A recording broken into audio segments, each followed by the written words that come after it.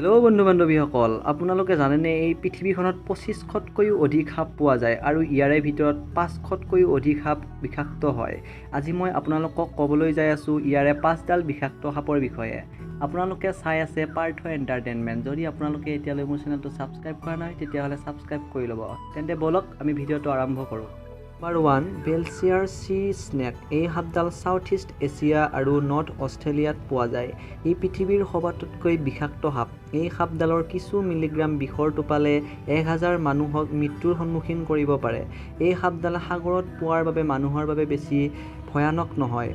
কেতিয়াবা মাছমৰীয়াবোৰহে এই সাপডালৰ চিকাৰৰ সন্মুখীন হয়। 2 নম্বৰ, ব্লেক মাম্বা। এই সাপডাল সমগ্ৰ আফ্ৰিকাতেই পোৱা যায় আৰু এই সাপডালক আফ্ৰিকাত সাপে কামোৰাত মৃত্যু হোৱা মানুহৰ দোষী মনা হয়। ই মাতৃভূমিৰ সবাতোতকৈ তীব্ৰবেগী সাপ যিয়ে প্ৰতি ঘণ্টাত 20 কিলোমিটাৰতকৈ অধিক গতিত ইয়াৰ চিকাৰৰ পিছত দৌৰিব পাৰে।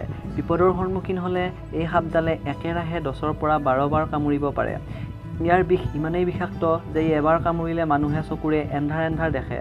এই সাপডাল আফ্ৰিকাত ইমানেই পোৱা যায় যে ইয়াৰ চিকিৎসালয়বোৰত সাপে কামোৰা ৰোগীক ইয়াৰে এণ্টিডিউজ দিয়া হয়। 3 নম্বৰ, টাইগাৰ স্নেক।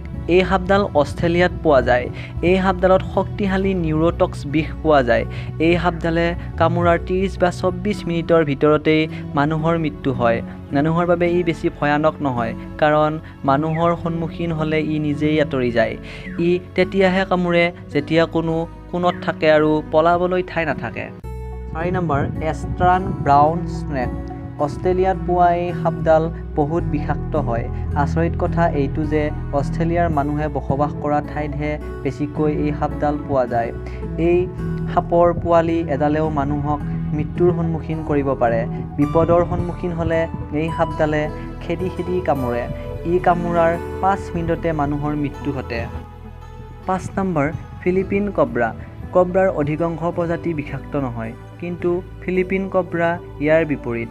ইয়াৰ বিশেষত্ব এইটোৱেই যে চিকাৰক কামোৰাৰ সলনি ই 3 মিটাৰ দূৰৰ পৰাই বিষ ছটিয়াই দিব পাৰে। ইয়াৰ বিষ ইমানেই বিষাক্ত যে ই কামুৰিলে চিধা স্বতন্ত্ৰ আৰু হৃদয়তহে ইয়াৰ অনুভৱ হয়।